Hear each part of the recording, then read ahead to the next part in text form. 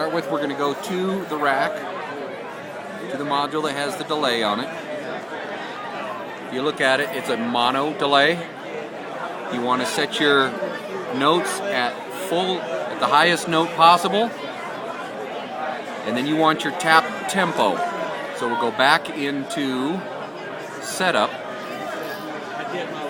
users, user-defined keys, and I usually take 12, set 12, and you want to set it to tap tempo,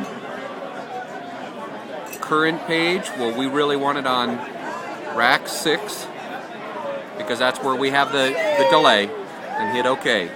So now it'll give you the tap tempo. So if you come down to the button down here, you can tap it and it'll set how often your repeat is. We'll take that off, go back into the rack, and it is pretty much set up. Set your feedback to 0%. At 0%, it'll only echo one time. And then it's pretty straightforward after that. It's just tap it to give you your speed. I normally do it on beat 1 and beat 4. So 1, 2, 3, 4. 1, 2, 3, 4. 1, 2, 3, 4. 1, 2, 3, 4. 1, 2, 3, 4. 1, 2, 3, 4. So it's going every 3 beats. That'll make the echo fit real well with most music. And that's your tap delay. Okay. 2 other quick tricks that I've learned on this board. Going into your channels, let's take a channel here.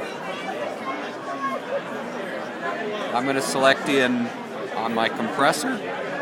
Whenever I use the compressor, I always set up compressors go into your knee and set your knee at 5. It's the only good sounding compressor on this board. Then take your attack all the way down to 0.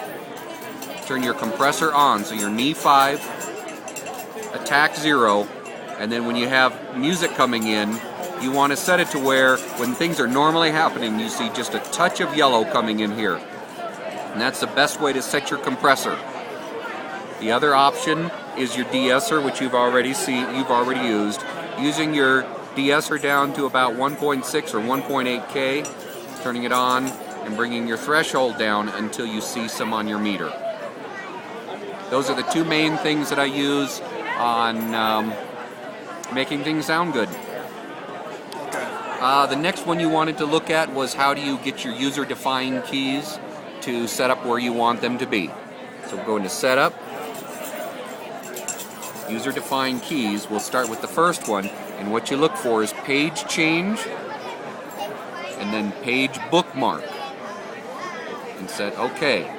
So we're going to use 10 because it's set up for that. So get out of Setup. Whenever you find a page that you want, let's use the EQ. I want to find this page quickly from 10.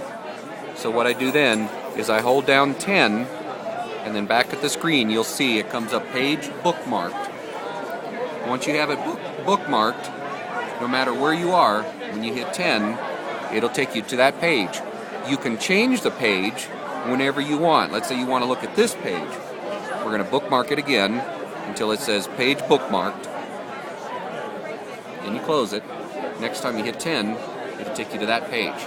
And that way you can set up your user-defined keys to take you wherever you want to go right away. So, you can set it up however you want. You want to go to, well, I have nothing on 1 right now, so I want to go to 2. I've got 2 set on an EQ. I'm done with that, so I want to go look at my effects. I have my effects on the second row. So basically, I set mine up with the racks on the first 8 channels of the rack, because I like to use EQ to insert onto channels to help me EQ like lavaliers or difficult instruments. That's about the only place I use the EQ. Now, in your EQ, this is another great thing you can do. When you select a channel, if you want, you can actually set this up to be, see if I can find out where it is.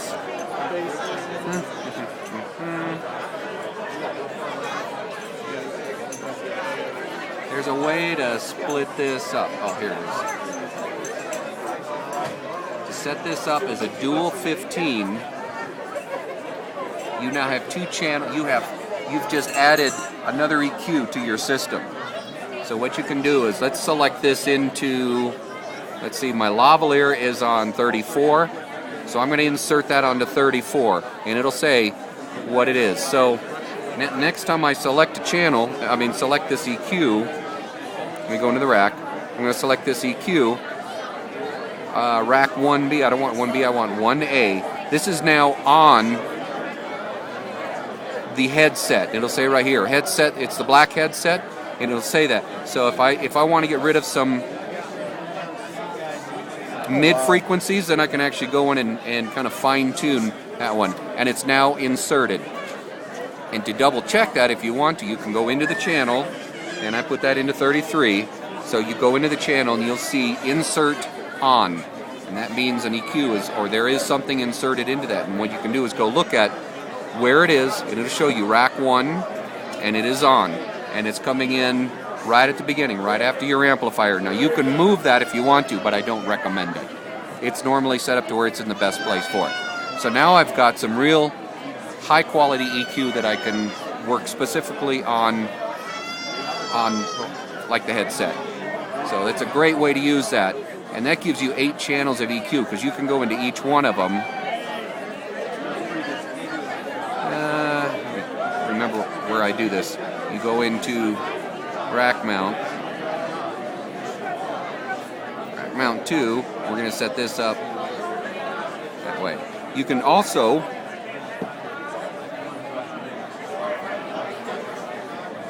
so now you've got 6 channels of EQ. You can even go into this one here. If you would rather have EQ, you can turn this one into EQ also. You have to hit OK. Now you've actually got more EQ, so if you want lots and lots of EQ, you can set it up that way, and then you can assign it, let's say, to channel 33, or channel 3. It's now inserted onto channel 3, and it'll say, see, that was the hi-hat, it's now inserted on the hi-hat. Wow, okay. And that gives you, again, more EQ that you can use. Unfortunately, you only have 4 effects. You can't take this one and turn it into an effect. It only gives you 4 effects. Okay. Effects. The effects that I prefer to use, the ones that I think I have found to sound the best, is. I always have to hit OK. In the effects, these down here, the Rev X, the Hall, Room, and Plate, those are the best sounding reverbs in the unit. For vocals, I always go to the Hall. Rev X Hall, and I take the delay all the way up, and what that does is when you first hear the voice, you hear it, and then there's a little bit of a pause before the reverb comes in, and what that does is it makes the voice stand out real clear, so the reverb doesn't make it sound all swishy, but so you get that hello, and it separates the effect from the original voice, keeps your mix a little cleaner. So mess around with your delay time. That determines how long it is before the effect actually kicks in. And then I normally run on a vocal somewhere between 2.2 up to about 3.1 or 2. So that's the bulk of effects and processors on the M7. Cool.